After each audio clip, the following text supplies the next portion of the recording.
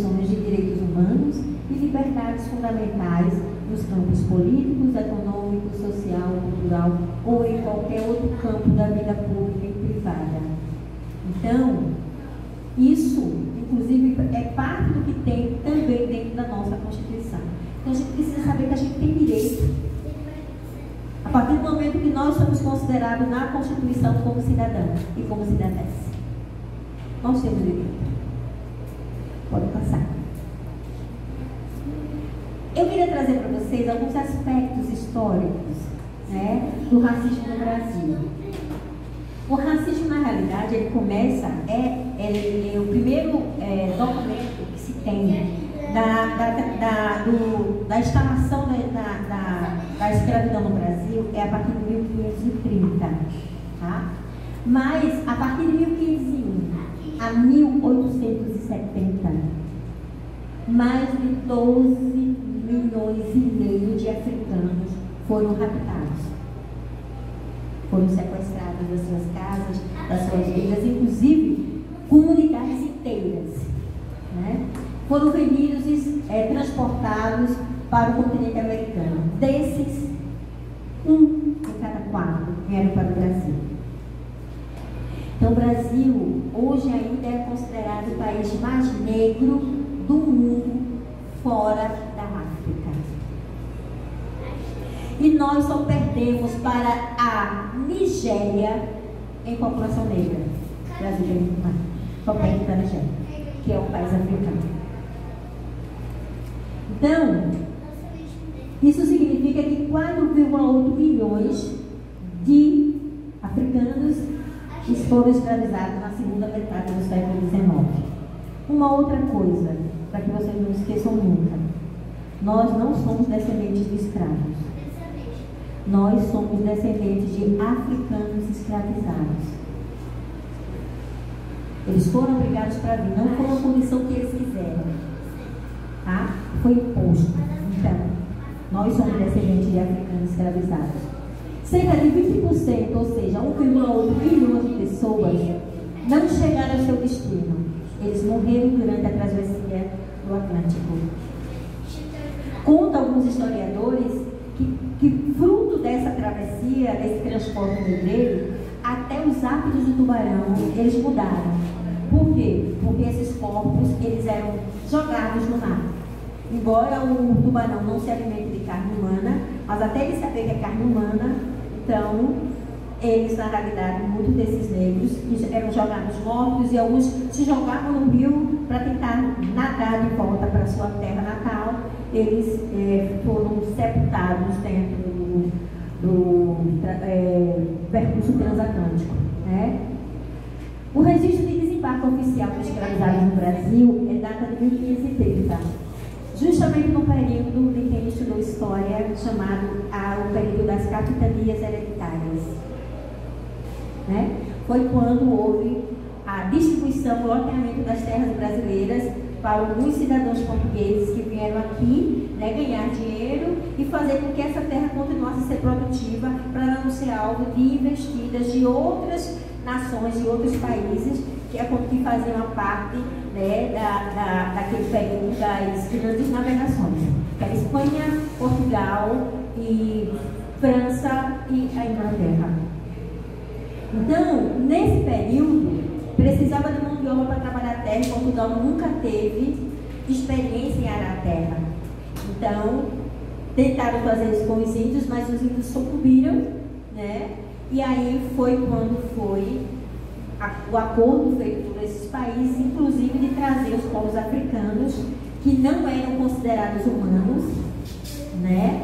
Porque a teoria darwinista, da teoria do homem, do surgimento do homem, e aí dizia que o homem, né, a raça branca, ela era superior às demais raças, e por conta disso ela podia escravizar. E lembre-se que na época o Papa Nicolau, a Igreja Católica, ela referenda a escravidão.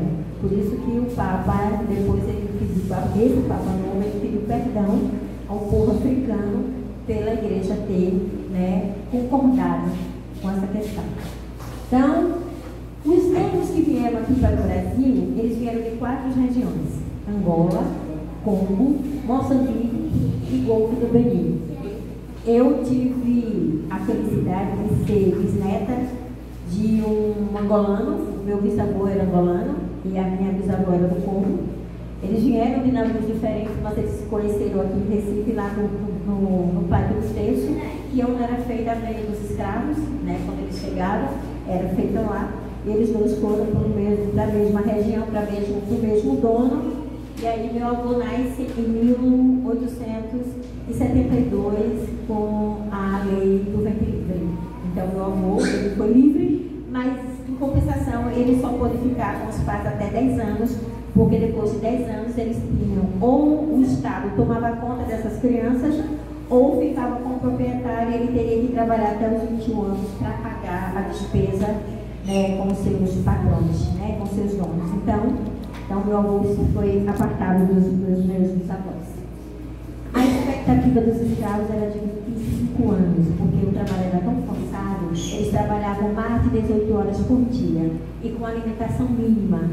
Por isso que eles tinham uma sobrevida pequena. Pode voltar? Pode passar? E aí a gente precisa conhecer que o racismo, segundo Mandela, e eu concordo com ele é uma construção social. Ninguém nasce racista. Ninguém nasce odiando ninguém. Nem preto, nem branco, nem índio. Isso se constrói. Você bota crianças juntas, elas vão brincar umas com as outras, independente da religião que elas tenham, independente do aspecto que elas tenham. Mas o homem, né, ele fez esse processo perverso. E na realidade ela começa a partir das grandes navegações, como eu falei anteriormente, né? E no Brasil, né, essa dominação ela perdurou durante o período colonial de 1500 a 1822, ou seja, foram 322 anos de escravidão. O Brasil foi o último país das Américas a abolir a escravidão, o último. Isso só aconteceu por dois movimentos, o movimento interno dos negros e dos abolicionistas e o movimento externo da coroa britânica aqui no Brasil passou a dever depois que se tornou independente de Portugal. Tá? E a palavra racismo, ela tem uma origem recente.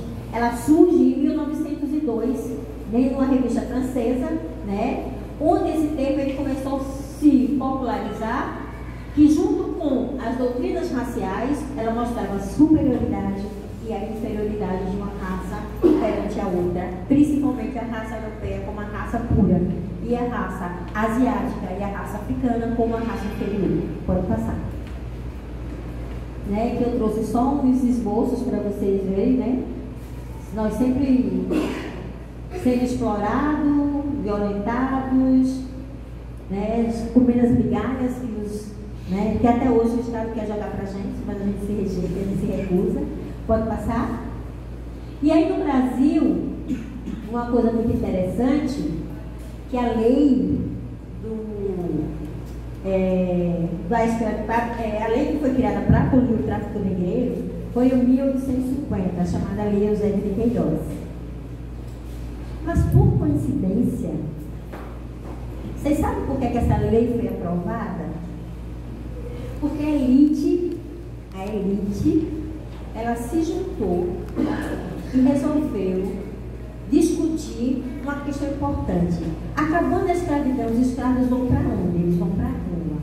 Eles vão ocupar o território, vão ocupar as terras. O que é que a elite faz? Eu conto para vocês nos próximos slides. Porque o que aconteceu com o povo depois do dia 13 de maio? O que aconteceu com o nosso povo no dia 14 de maio? No day after, no outro dia da libertação, o nosso povo veio para onde? Para onde é o nosso povo? Nosso povo subiu os morros, ocupou os alagados. Foi para lá que eles foram. Porque não teve políticas públicas. Nos outros países, como os Estados Unidos, França, Inglaterra e entre outros, aí o Estado fez uma reparação dando terra para esse povo. Embora depois o branco fosse lá e não mais. Mas o Estado fez alguma coisa. No Brasil não fizeram nada. Está do negro para fora. No dia, os negros comemoraram que estava livre no dia 13. No dia 14 eles choraram porque não tinha para onde ir. Eles não eram nada, eles não eram ninguém, eles não eram reconhecidos, eles não tinham moradia, eles não tinham direito à sobrevivência. E aí pode passar para a próxima. E aí começa a se estruturar no Brasil a questão do racismo enquanto estrutura do Estado. Mas por quê? Porque quando o negro ele vai à rua, quando ele é expulso das fazendas, ele não teve direito a trabalho. Porque nesse mesmo período começam a chegar os imigrantes da Europa, fugindo da guerra e da peste, para ocupar os postos de trabalho que eram dos negros, sendo remunerados. Né? Fazendas de café, né? As fazendas de gado, foi para o Rio Grande e ocupou o nosso povo na rua. Ao mesmo tempo, aquela lei que eu falei para vocês, e que eu li o José de Queiroz, naquele mesmo ano é criada a lei da terra, que dá propriedade, que regulamenta que os negros não poderiam ter direito à terra. Negros não poderiam ter propriedade.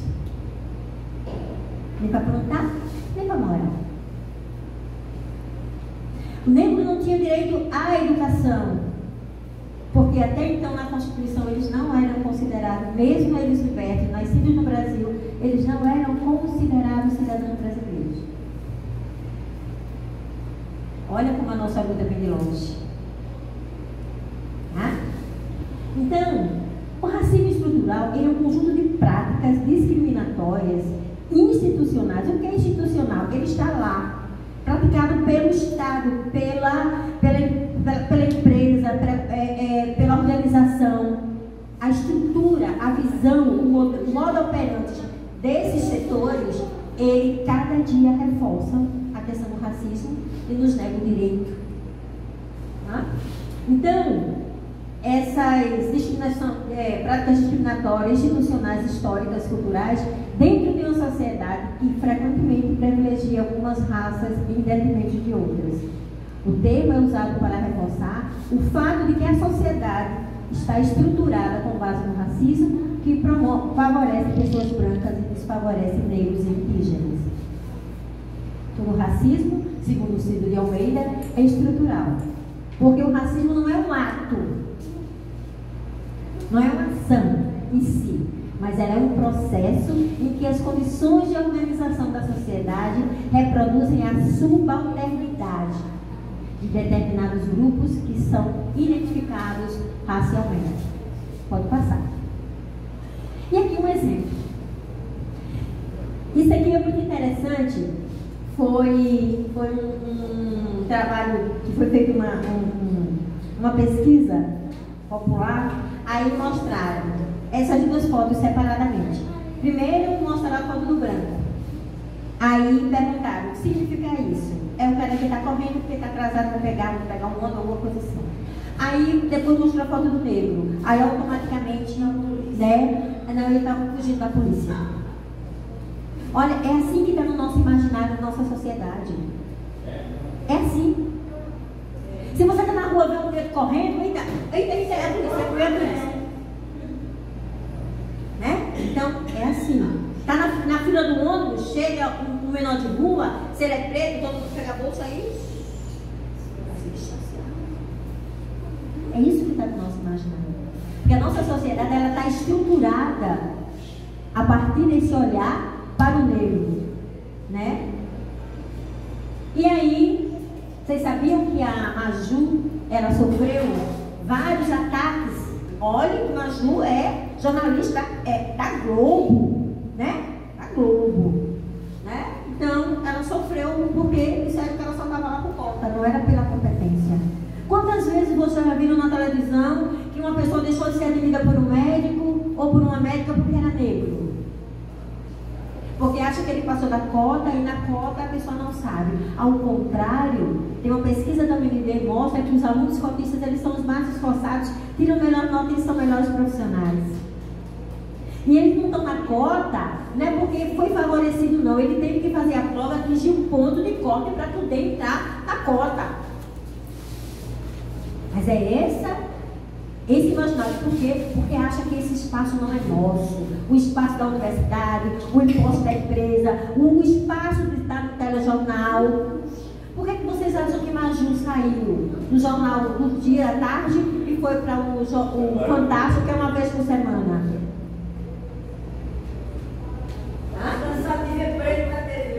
Pois é. Teve um jornalista, um menino daqui, daqui de Pernambuco, do TV, da Globo Nordeste, que inclusive ele saiu da Globo, foi estudar, agora está na Inglaterra, mas ele sofreu racismo também. Estava cansado de ver a cara de macaco dele na televisão. E aqui eu quero só trazer uma amostra para vocês desse racismo. Ó, trabalho infantil. De 5 a 15 anos, a maioria é negra. Analfabetismo. Com mais de 15 anos, a maioria é negra. O dobro do branco. Distorção de idade séria. Isso significa aqueles meninos que estão muito atrasados para a sua série. Certo? Distorção de idade séria, ensino fundamental. Mais negro que branco. Matrícula no ensino superior, olha como se inverte. Mais brancos do que negros. E ali são as vítimas de homicídio. Tá? Subiu de 29.656 para 41.127 pessoas negras. Em compensação, população branca, pelo mapa da violência, era 19.846 e diminuiu para 14.928. Isso mostra o que é o racismo estrutural. Pode passar. E aí alguém falou hoje, eu acho que foi a companheira ali do Fruto lá da favela, né? Da questão do racismo ambiental. E aí é quando eu trago, ó. Segundo o historiador Luiz Felipe, ele diz que o que estava em jogo na época da abolição não era a liberdade dos escravizados, mas o temor que ocorresse uma reforma agrária. Então, ele propôs, o abolicionista Derry Bolsas, que era um negro engenheiro, inclusive, que fosse criado um imposto sobre as fazendas improdutiva, que essas terras foram distribuídas para os pobres, para os negros, né? Mas isso não aconteceu. Em contrapartida, os grandes fazendeiros e políticos latifundiários, que existem até hoje, os grandes latifundiários políticos, né? Os donos aí das fazendas aí da Mata Sul, os donos da Mata Norte, né? Se anteciparam a fim de impedir que negros pudessem também se tornar donos da terra. E aí, o grande marco foi a Lei 601, de 18 de dezembro de 1850, ó, 850, Lei Eusébio de Queiroz, Lei da Propriedade. Foi a primeira iniciativa no sentido de organizar a propriedade privada no Brasil. Até então não havia nenhum documento que regulamentasse a posse da terra. E com as modificações sociais e econômicas pelas quais o Brasil passava, essa lei foi aprovada no mesmo ano da Lei Eusébio de Queiroz. Pode passar. E aí, olha aí o nosso racismo ambiental, né? As pessoas que perderam tudo no desmoronamento, as pessoas que moram nas palafitas, né? As pessoas que moram nas favelas. Aqui, ó, isso é racismo ambiental. É a negação do direito à propriedade, do gozo da terra, daquele território e a ocupação dele de uma forma ordenada, organizada. Né? Nós somos, na favela onde você tem o menos acesso à água potável, ao saneamento básico, à aquisição de bens e serviços, infelizmente. Né? Pode passar.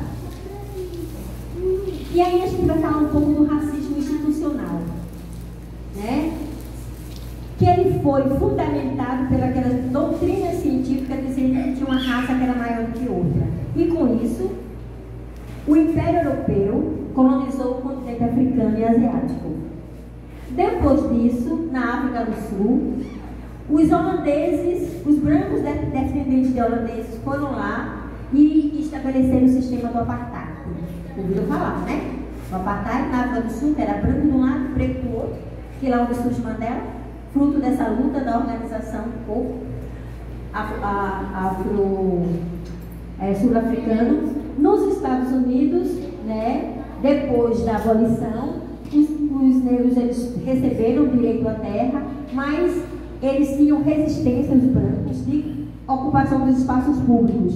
E aí surgiu a seita chamada Ku Klux Klan, que ela, na realidade, ela foi fundada na Guerra Civil Americana para perseguir e matar negros nos Estados Unidos.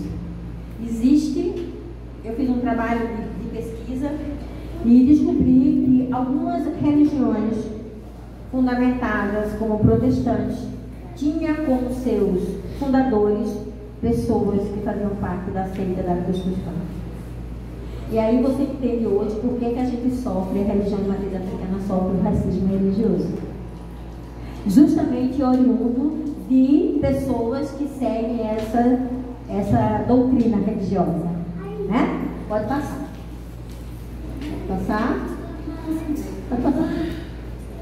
Aqui, ó, racismo institucional. A polícia, quando entra na favela, da mesma forma ela entra no condomínio de luxo? Não? Dos 30 mil jovens mortos por ano com idade de 15 a 29 anos, 77% são negras, assassinados pelo Estado, pelo braço armado do Estado. Isso foram algumas pessoas que foram presas e olha como é que a polícia, que foi em Minas Gerais, faz com esse cidadão. Aqui foi a morte daquele jovem, daquele rapaz que foi assassinado no Carrefour, porque ele discutiu lá com uma funcionária, ela chamou segurança e ele foi morto, asfixiado. E ali diz o seguinte, que as pessoas de 18 a 24 anos de idade, com menos de 11 anos de estudos, que não frequentam a escola, segundo o quinto da população de ordem crescente de rendimento mensal do auxiliar per capita. Ali, ó, negros e brancos, ó. Os negros sempre conseguiram isso no quinto, segundo, terceiro, quarto e quinto ano. Então, isso chama-se racismo institucional. Ele está dentro das instituições públicas e privadas. É uma política adotada. Vocês acham que, da mesma forma que o branco acessa a justiça, o negro ele acessa da mesma forma? Vocês viram o caso de inclusive de uma advogada negra que dentro, inclusive, do próprio tribunal, ela foi impedida, foi discriminada. Então, o Brasil não é para amador, mas é para a gente resistir feito nós. Né? Pode passar.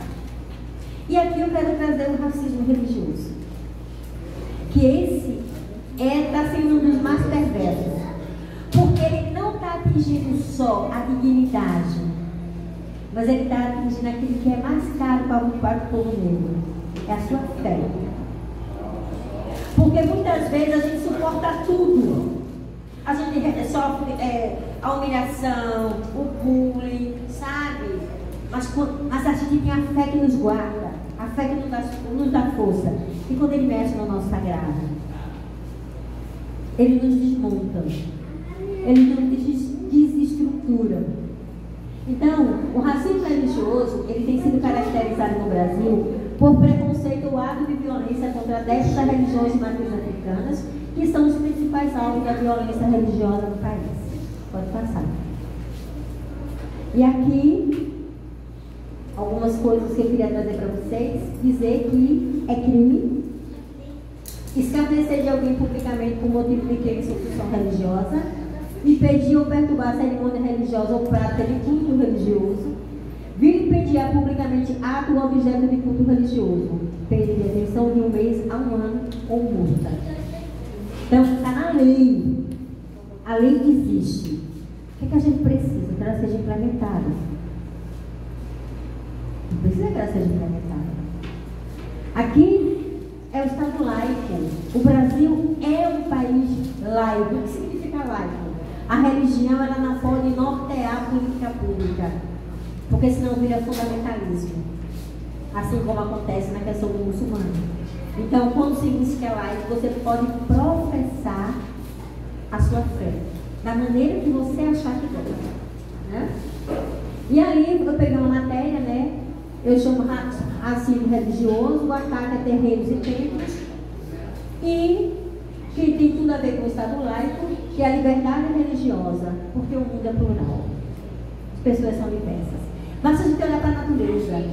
As plantas são de tamanho diferente, as folhagens têm tamanho e cor diferente, tonalidade diferente, as flores têm aromas diferentes e os frutos têm formas e sabores diferentes.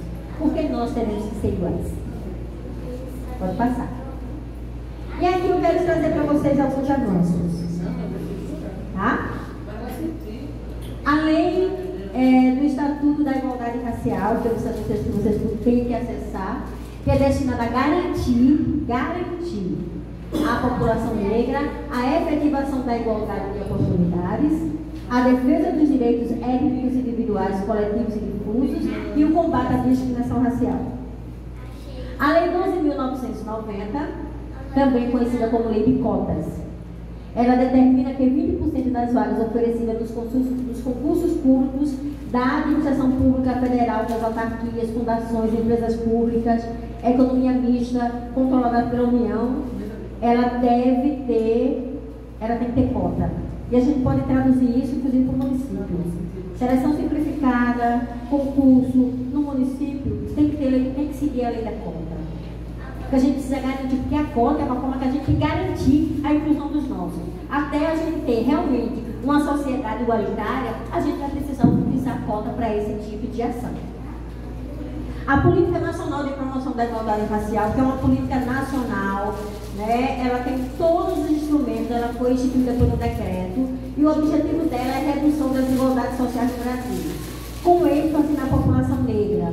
Inclusive, eu pedi para a Nath para ela socializar para vocês amanhã, né? Para que a gente possa utilizar esse material para subsidiar, inclusive, as nossas propostas. Para a gente não precisar começar do zero, mas a gente precisa começar de alguma coisa. E se a gente já tem um marco legal, que é a política de promoção, então a gente tem que utilizar ela para efetivar ela dentro do município. Tá? A Lei 10.739, que é o ensino da história da África, né, da cultura afro-brasileira e africana, nas escolas públicas e privadas. Na realidade, essa lei, ela existe, mas ela tem uma dificuldade de implementação e a gente precisa discutir. Por quê? Porque a partir do momento que essa lei ela começa a ser disseminada, as pessoas começam a conhecer um pouco da nossa história, né, a gente vai desmistificando os mitos de que, né, nós temos parte com seres, né, malignos e tantas outras concepções são colocadas, né, relacionadas ao povo negro e à nossa cultura. Porque o negro é lindo no carnaval, a preta é linda no carnaval, mas passou disso, né, ela deixa de ser, ela passa a ser visível, né, e a nossa cultura também. Como a nossa religião, todo branco quer sair tocando lá no afoxé, nos atabaques, todo mundo acha maravilhoso. Mas depois que passa o carnaval, passa a abominar a religião de matriz africana. Né? Então a gente precisa começar a desconstruir isso. Né? E pode passar. E aí, gente, vem uma questão central, que é como combater o racismo estrutural.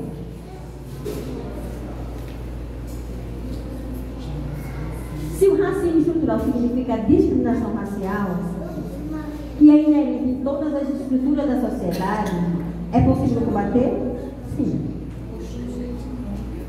Mas não é uma tarefa fácil e exige esforços conjuntos e individuais, de forma simples e direta. Para combater o racismo estrutural, é preciso que sejam implementadas práticas antirracistas efetivas. Nesse sentido, segundo Silva de Almeida, uma instituição que se preocupa com a questão racial deve investir em políticas que visem. Mas eu acho que antes disso, antes de qualquer ação externa, primeiro, a gente tem que começar a trabalhar em nós e nos nossos o reconhecimento e a nossa negritude. Porque hoje virou moda, todo mundo agora tem a bandeirinha, agora eu sou preta, agora eu sou preto, eu agora, LGBT. Agora é outra coisa, virou moda, né? LGBT, né? Então dá até marketing, né? Dá até marketing, né? Então, e se for preto e LGBT, aí danou-se, né?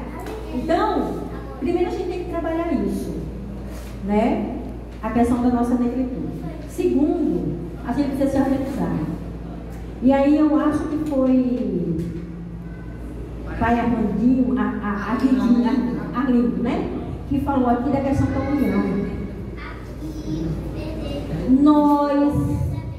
nós só conseguimos ou só vamos conseguir avançar em qualquer coisa quando a gente se organiza. E quando a gente não se organizar, a gente não avança em nada. E também, todos os e também a lei, a gente conseguir tirar esse negócio de quando o branco vai, discrimina nós, né, que somos negros, como nos passou, dizer que foi um ataque, teve um surto. Aí, mas tudo negro ali é o quê? Mas o negro é porque é safado, é ladrão e que não presta e que isso aqui outro. Então temos que ver nisso. Porque os brancos é surto. A moda agora é surto. Tudo é surto. Mas os pretos, o preto nem o surto, tá? Tudo não, fez porque é safado. É da índole. Justamente. Tá entendendo? Eu vejo muito nisso no jornal. Vejo muito no jornal isso. Então, vejam bem. Então, eu acho que a primeira coisa, uma coisa que a gente precisa é se organizar. E esse espaço, ele é um espaço que ele fomenta essa organização. Tá? Então, uma organização importante. Gente, tudo que a gente teve de avanço em políticas públicas no Brasil, na saúde, na educação, no mundo do trabalho, tudo isso só se deu porque as pessoas se organizaram para fazer o enfrentamento e fazer essas conquistas. Nada o governo nos dá de graça, ao contrário, ele nos toma. Então, a gente precisa se organizar, a organização é importante. Segundo, no espaço feito esse, é um espaço de construção coletiva, não é um espaço de disputa. Não é um espaço de dizer assim, eu sou mais ou eu sou menos. Eu sou mais, aí começou o colorismo. Quem é mais preto sofre mais, é mais retinto, sofre mais racismo. Quem não é retinto não sofre. Todo mundo sofre. Então a causa nossa tem que ser única. O objetivo nosso tem que ser único. É fazer com que no município as políticas públicas antirracistas sejam implementadas. Esse é o nosso foco. Não é para a gente fazer disputa entre os outros. Porque na hora que a gente disputa entre a gente se fragiliza. E quando a gente se espalha, já diz Maquiavel, o governo, para ele administrar, para ele governar, ele tem que espalhar as pessoas. Ele não é juntar. Na hora que você junta, você fortalece. Na hora que você espalha, você fragiliza. Pegue um fecho de vara, você consegue quebrar. Mas pegue com uma vara. Agora pegue um fecho para ver se você consegue. Você não consegue. Então, para mim, essa é a questão prioritária. Segundo, vamos nos qualificar, vamos ler, vamos fazer debate, vamos fazer pesquisa, vamos estudar, vamos ver o que tem de publicação. Porque quanto mais você se fundamenta teoricamente, você tem argumentos para fazer essa contraposição. Vamos fazer uma biblioteca sobre isso, focando isso. A nossa luta para os pequenos estudar, crescer e estudar, sabendo que tem uma biblioteca que procura, que tem tudo ali dos nossos ancestrais. Então tem que ter também isso. Não, se a gente não se fundamenta para fazer a argumentação, a gente se fragiliza, porque vai ser o que eu acho, mas não é o que eu acho. Eu acho, mas com base numa lei, com base numa pesquisa, com base de um dado efetivo. E a gente tem essa dificuldade, da gente se reunir para debater, para construir, para ler, para se qualificar. Bem, então vamos lá. O que é que a gente precisa fazer para combater? Então, promover a igualdade e a diversidade, tanto de modo interno quanto de modo externo. Por exemplo, publicidade. Vamos pegar o seguinte: nos comerciais, nas propagandas do município, na educação, na saúde, na área de desenvolvimento humano, na área da infraestrutura, tem presença de negros? A gente precisa da visibilidade do nosso povo. Precisa da visibilidade? Então tem que estar. Né? Remover obstáculos para a ascensão de minorias. Mas que obstáculos são esses? A garantia do acesso. E como é que a gente garante o acesso? Descentralizando. Porque, por exemplo, a gente tem centros, vamos pegar aqui o centro de referência referência em assistência social, né? Tem o CREAS e tem o CREAS, o CRAS. Então, vejam bem, na maioria das vezes, nos territórios periféricos, esses centros existem.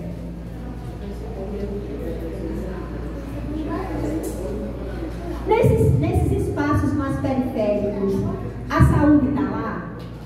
Ah, pois. Nem se está tirando, só passou a política, tira logo. Então, primeira coisa que a gente precisa garantir é o acesso. E para eu ascender, eu preciso ter acesso a bens e a serviços. Por exemplo, lá no meu bairro, eu moro em Palmaré. Ontem eu fui informado, o prefeito estava lá dizendo que vai construir uma UPA, UPinha, lá para o lado do Palmaré, na área da praia. Né? Na área da praia. Mas na área da praia, em tese, o público é mais privilegiado. Por que ele não resolve fazer ali por trás, ali perto do Tururu? Vai fazer o PIN ali? Não vai. Quem decidiu a criação do PIN e em que local o PIN ia ser inserida? Fiquem sabendo que vai ter um grande centro de turismo na praia de Maria Farinha, com shopping, com hotéis e tudo mais. Aquela população ali vai ter acesso? Está comendo na praia, está comendo tudo. Vai ter acesso à praia. Inclusive já fizeram um portão para que as pessoas não pudessem ter acesso. E então a gente precisa discutir o uso do solo, do nosso território. Então a gente tem que estar lá, tem que estar fazendo debate, tem que estar mobilizando a população.